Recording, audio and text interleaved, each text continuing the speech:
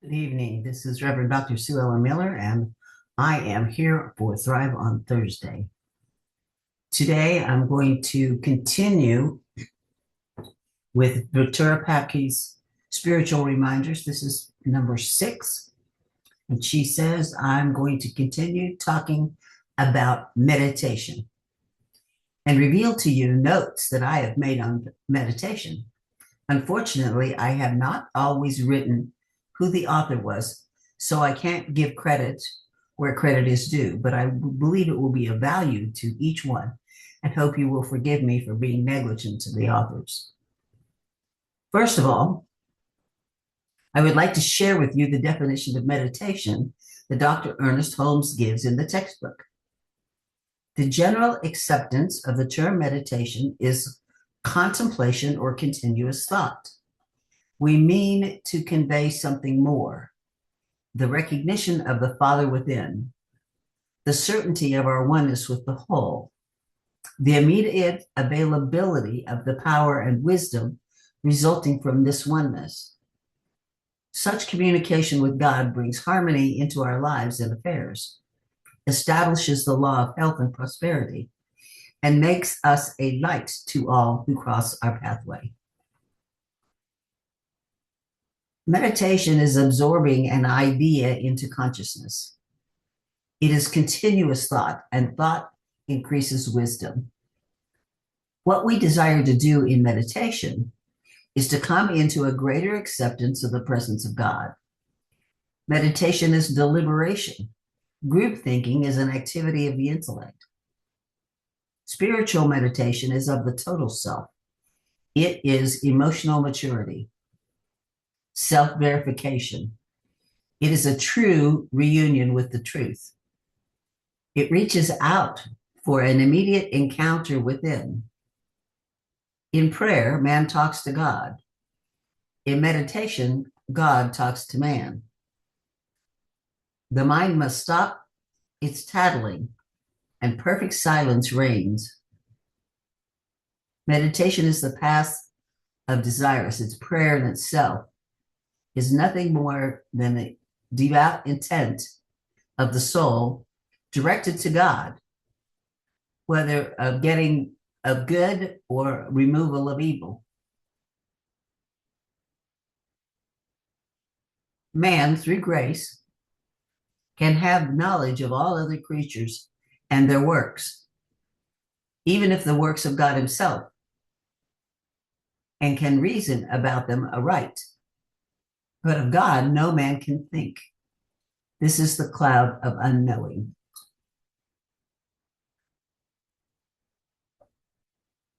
There are 5 mental states essential in meditation.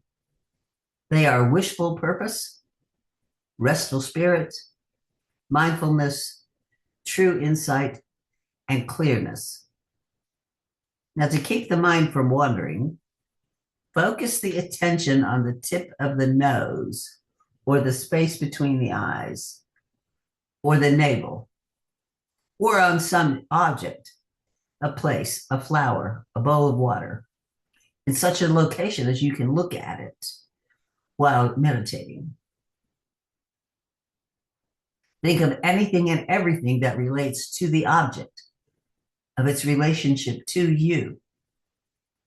As a receiver of the nature of the relationship between the perceiver, the object, the mental image of the object, and the means by which it is conveyed to the brain.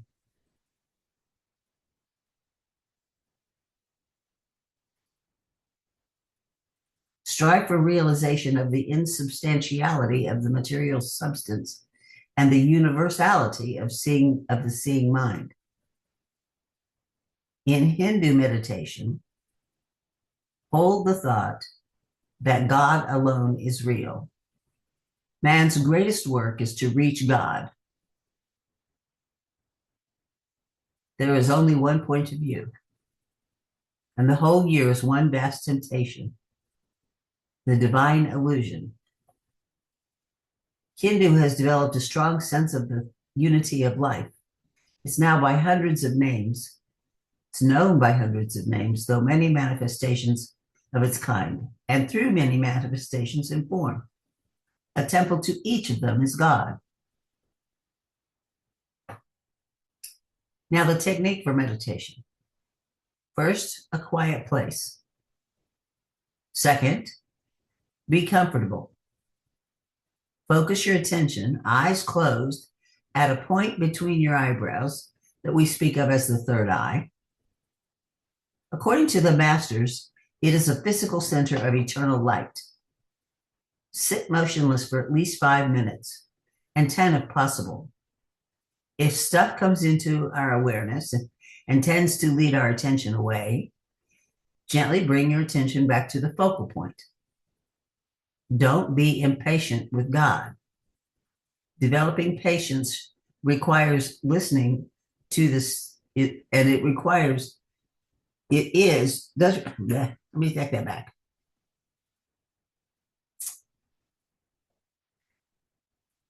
Developing patience requires listening. It's no small achievement. Spend regular time, both in the morning and the evening.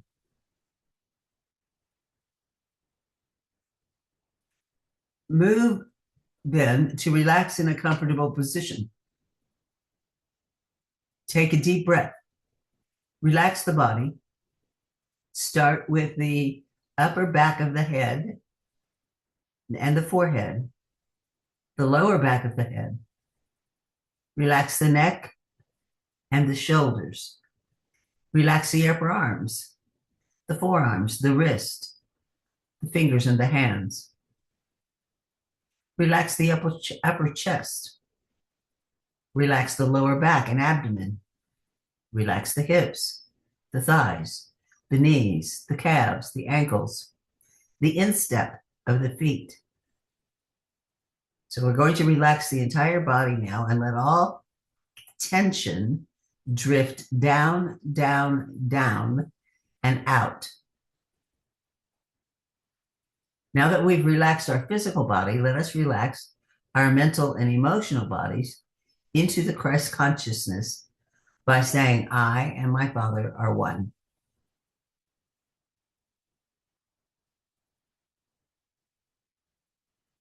And more, there is a 10-count breathing exercise that can be done, realizing that we are taking in the breath of life, the actual energy that is in the common air, and in-breathe a regular breath, inhale, and we exhale. And when we inhale the universal holy breath of life, all of its righteousness.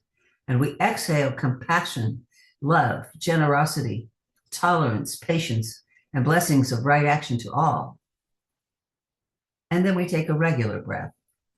And we repeat this 5 times. I will repeat it once again. We're taking in the breath of life, the actual energy that is the common air, and breathe a regular breath. Inhale and exhale. And when we exhale the universal holy breath of life and all of its righteousness, when we exhale compassion and love, generosity, tolerance, patience, and blessings, and pride to all. When we take a regular breath again, inhale and exhale. And then we inhale again, the universal holy breath of life, and continue like that.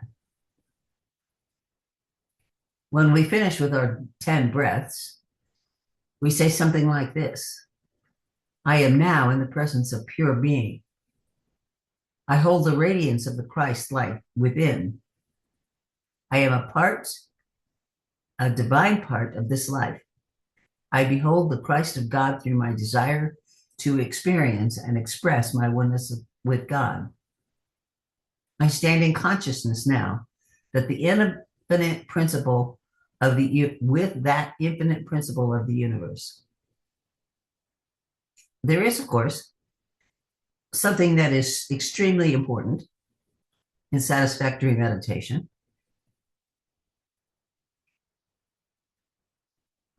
And that is self-forgiveness. And before we attempt to meditate, we should spend time in self-forgiveness.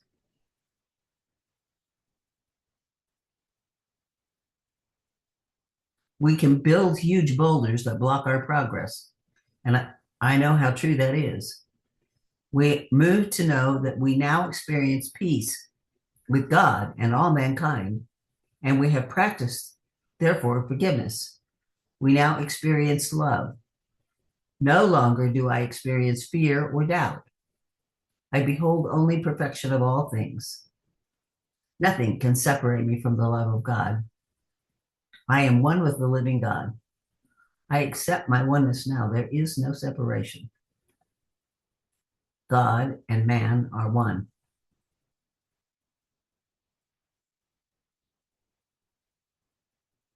Now, with the mind quiet, let's just think. Let us think with the emotion of the sound of leaves as they move in the breeze. Let us set with the sound. Let us think of the walker on the beach, the moon shining brightly on the walker. Let us picture a garden filled with beautiful flowers and inhale that aroma. Feel a gentle breeze. Hear the humming of the bees, the soft chirp of the birds, soft chirps of the birds, soft, gentle breeze, like the touch of God. All is one, the oneness of God. Be still, and know. Silence. Do silence. Listen. Listen to the silence. I should like to share a quote with you from Howard Thurman. The biggest self of all is that self which we share with others.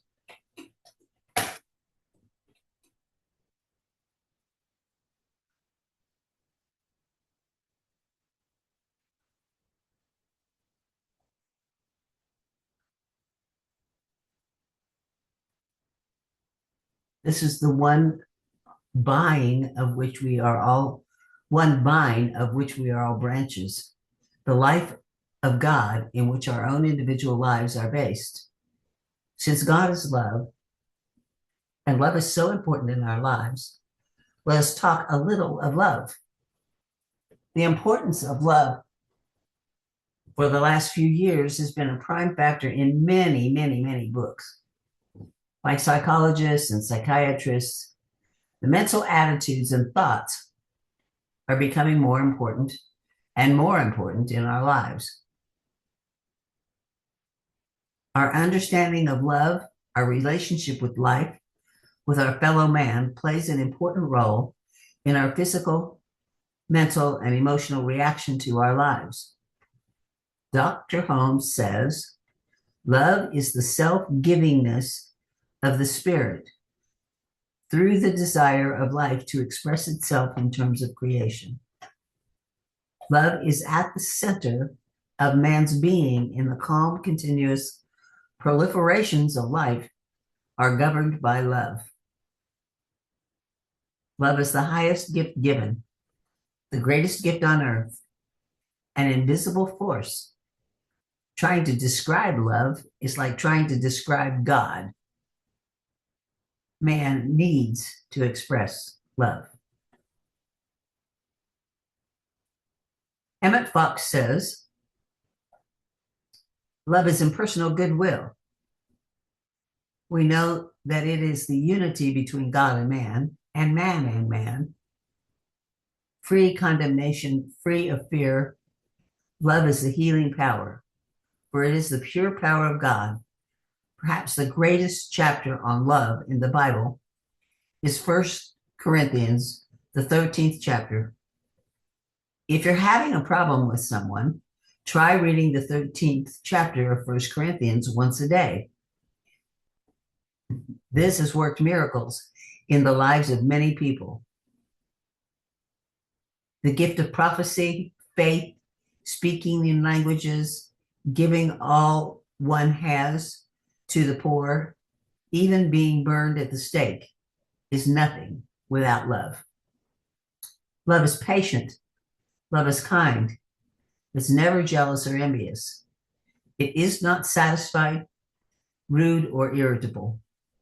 Love is and should be the greatest aim we have. Dr. Holmes says, only love knows love. Love knows only love. And worries cannot express except for me. Quiet things are the loveliest. Always the stars wheel through the arc of the heaven with no sound. The setting sun behind his golden bars withdraws a silent radiance from the ground. The quiet mountain and the quiet hills loom without sound on the heavens. Quiet the rising moon and the puff of evening sills. Quiet things are loveliest, and quiet is strength, as well as busy for the heart of man. That's one of those she gave no resource for. His soul is paid by Green Valley blank, his faith deepened by Rainbow's bank.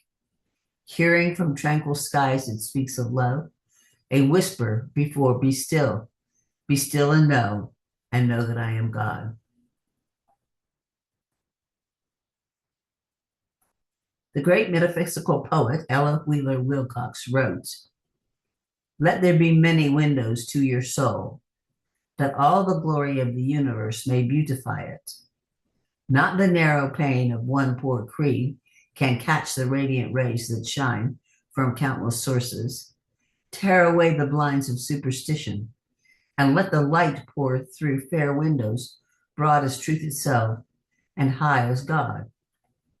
Why should the spirit peer through some priest-curtained orifice and grope along dim corridors of doubt when all the splendor of unfathomed seas of space might bathe it with the golden waves of love? Sweep up the debris and decaying faiths. Sweep down the cobwebs of worn-out beliefs and throw the soul wide open to the light of truth and knowledge. Tune your ear to the wordless music of the stars and to the voice of nature, and your heart shall turn to truth and knowledge is the plant that turns to the sun. 1,000 unseen, invisible hands reach down to help you to their peace-crowned heights. All the forces of the firmament shall fortify your strength. Be not afraid to thrust, decide half-truth, and grasp the whole. Let there be many windows to your soul, that all the array of the universe may define it. Yea.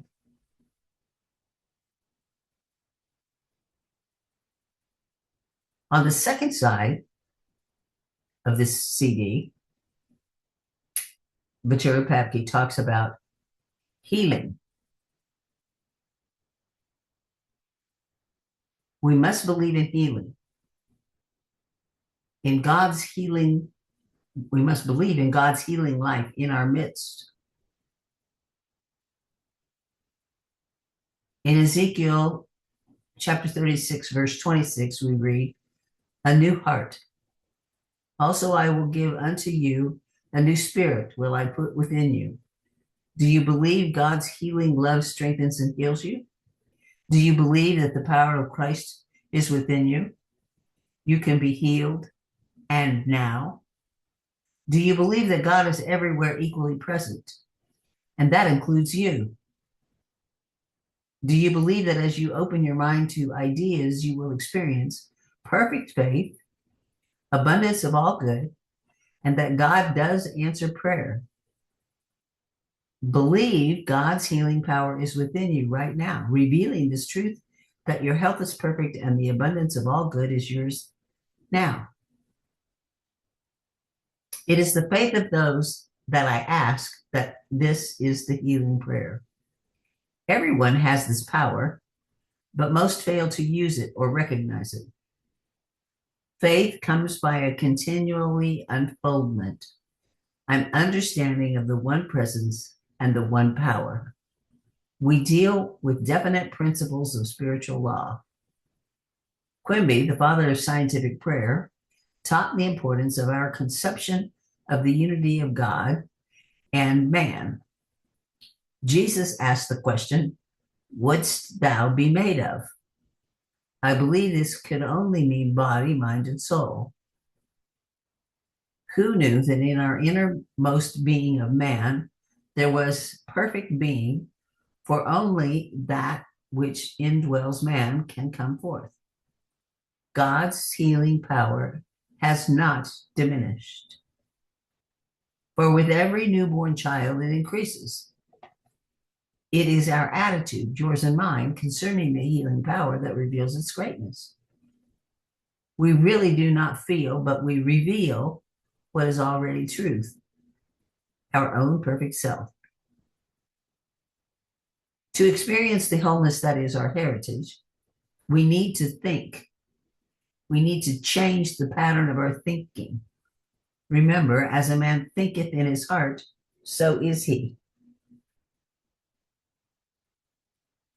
In Power to Constructive Thinking, Emmett Fox said, "The human soul may be thought of as an opening through which an infinite energy is speaking, a creative outlet. If that outlet would be a prayer, an open channel, all is well. If, on the other hand, it should become obstructive by any means, the infinite energy, the life force, is frustrated. Then all sorts of local stresses are set up within the soul, and these we see as sickness, poverty, fear, anger, sin, and every other sort of difficulty." One of the basic principles that's taught in religious science is if you would change your life, you must change your thinking. It is not easy to think thoughts of wholeness, happiness, and abundance when we are in the midst of sickness and unhappiness, lack, or poverty. However, since we individuals have the power, and only we have the power to change our thinking. It's up to us to decide exactly what we want to experience. Do you want to be healthy? Then start to see yourself as well. Every time you think or speak of your illness, you are actually cementing a thought pattern in your mind of that illness. The same is true of any thought pattern. You and you alone are responsible for what you think and therefore what you are. We use nature as an example. If we plant a seed or a bulb, whatever that seed or bulb is, that is what will come up or manifest. If we replant a thought or word, we need to watch what we're thinking, to watch our words, and watch our garden grow. The transportation we use is prayer. Prayer is the transportation we use. It is the means we have to use to change our minds. We need then to understand prayer, what it is, how to use it, how to bring it into our experience, the good we need to have. I believe God wants every man, woman, and child to experience fullness of life, to be whole in mind and body and soul. I'm not speaking of living on a cloud of unreality. I am speaking of the basic truth of life as I see it and understand it. To look at your so-called problems and know the truth about them. We do not teach a Pollyanna concept of life or stick our head in the sand and hope the problem will go away. That would be unintelligent. We deal with God in the realization that God is intelligence, a creative intelligence that has created all living things that build the universe, and that creative intelligence responds to us because it is intelligent, and we must use it intelligently. Therefore, we need to learn to speak and think intelligently. Now, prayer is thinking. It is a movement of thought within the mind. When that thought is given a direction, when it is of God, our good, because it harmonizes with creative intelligence. It becomes more powerful. It becomes a transforming element. Be ye transformed by the renewing of your mind. It is to align ourselves with the power of the universe that we then experience answers to our prayer. Praying, we know, is not begging or beseeching, nor threatening, nor bargaining. Prayer, transcendent prayer, is thinking of God instead of the problem. We need then to have a concept of God. When you think of God, what do you think? Is it true that man, finite being, cannot define the infinite? However, when we have a concept or any idea of it, and we should have, to pray and to think intelligently, God is many things, for God is all. All of the beauty of this universe is God. All of the harmony, the peace, the joy, the power is God. God is light, the essence of life in all things. God is the beauty of the rose, the aroma, the color, the life essence in the rose, the leaves, the stem, the bush, and the ground, and all of the elements in the ground, as well as the rose. We look at a beautiful tree with thousands of leaves, and this is all God. Every blade of grass, every raindrop, all of the manifest life is an expression of God. Different degrees of intelligence. I am that I am. And what am I? What is I am? It is your true being. It is your real nature, your real self, and nobody else. Because no one can say, I am for you. Only you can say that. That is your real identity. The presence of God within you, the indwelling Christ that is you. And whatever you attach to, I am, with conviction that you are and that you have. I am is the fact of existence. And to know that gives you all power. I am that I am is the Bible's way of saying God is pure, unconditional being. God is pure spirit, infinite created life, infinite mind, infinite intelligence. God is pure, unconditional being. It is your belief about your body that has to be changed from false belief to truth. Emmett Fox said, spiritual perception is the capacity to apprehend the true nature of God, pure in heart. Purity is recognizing God alone as the only real cause and the only real power in existence. The single I, and it is the master key to life. Serenity or peace of mind is the passport to the presence of God. Serenity is only to be had by prayer and by forgiving of others and of oneself. Peace is only by our recognition and identification with the Father within. Jesus said, take no thought for tomorrow. The people say you must think and you must plan. Now, Jesus was not saying that we should not think about things, but we should not worry about them. And there is a difference. Not only desiring, but knowing that your words will be heard. For we know the law, that wonderful law, is always working. We know also that strength never comes through idleness, nor to a waiting for another to bear our load. What to do the work that we are called, but to do the work that we are called to do. Do we say, I will attain the Christ? The Christ is not something you are going to attain. The Christ is the being that you are now. As we more and more recognize that we are the Christ, and you know this truth, we begin to see our fellow man as the Christ. We see the perfection of God. We learn to see what we believe and not believe what we see. It's important. We see the perfection of God, and we learn to see what we believe and not believe what we see. We may meet those who are not aware of their Christhood and would not understand if we told them. So we do not cast our spiritual wisdom before them, before their unillumined thought. We do pray without ceasing. Our very souls are cleansed with the beauty of this illumined glory. We are touched by divine grace. We enter a new dimension. We understand deeply the meaning of St. Paul, who said, I can do all things through Christ, which strengthens me. I live, yet not I, but Christ liveth within me.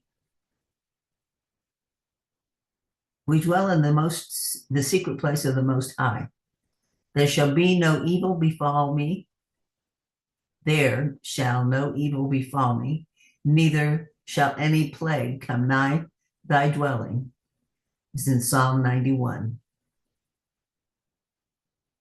As we come to this understanding, this revelation, we are suddenly free.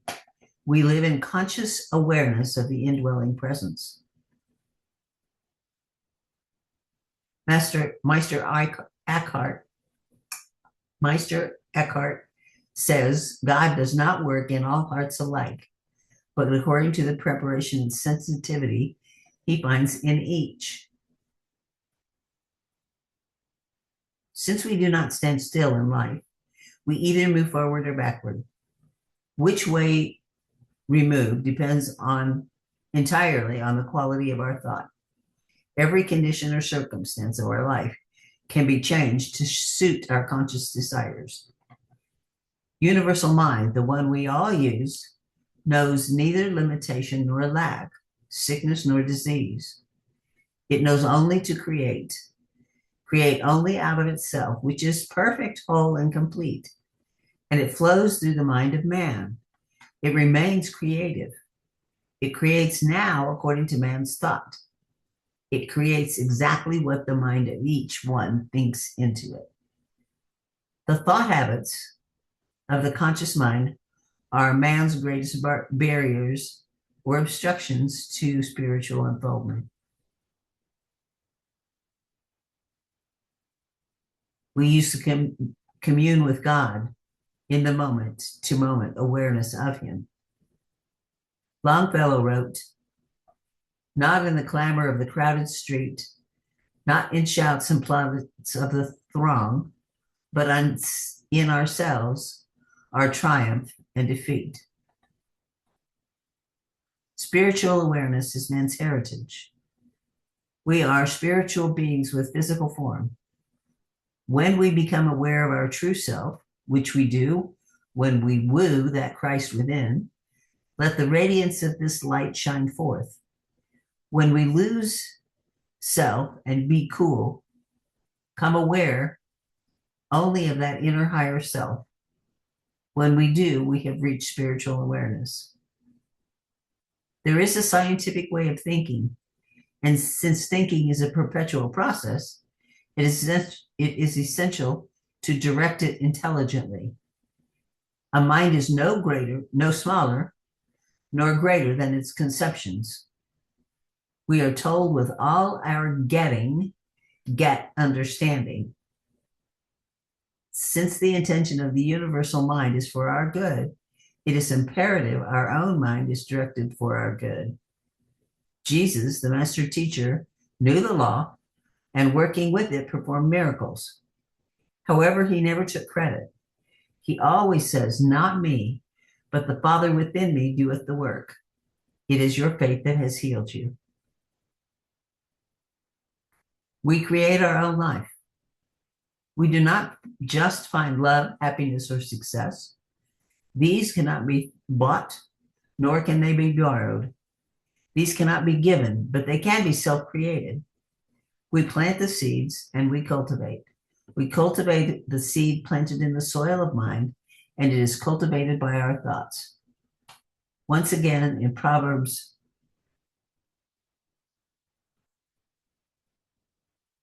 23:7 or 2:37, we read, "As a man thinketh in his heart, so is he."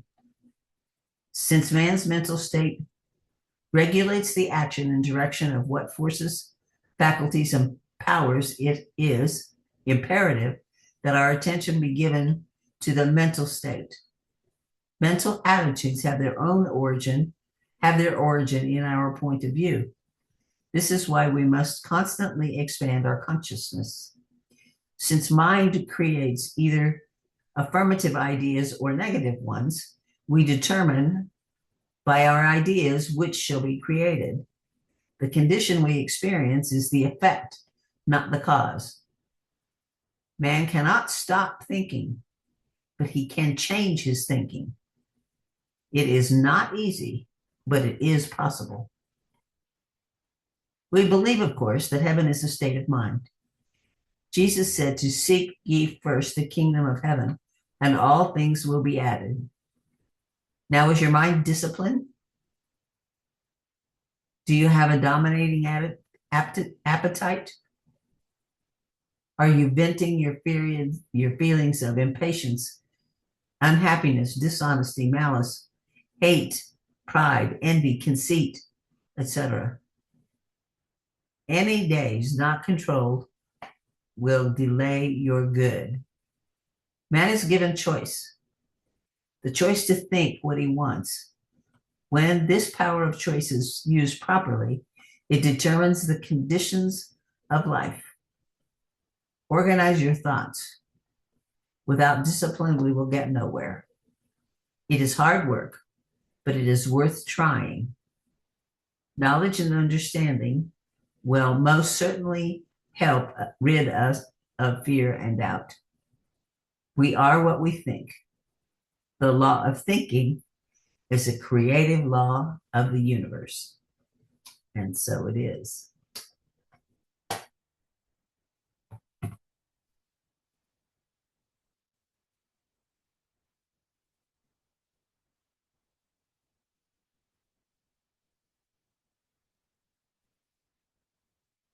If you would like to make a donation to Inner Journey to help us continue this work, the text number is 405-337-9739. Or you can go to inner-journey.org, and there's a place on the website for you to make a contribution there. Appreciate your time and energy in listening to this. Thank you very much.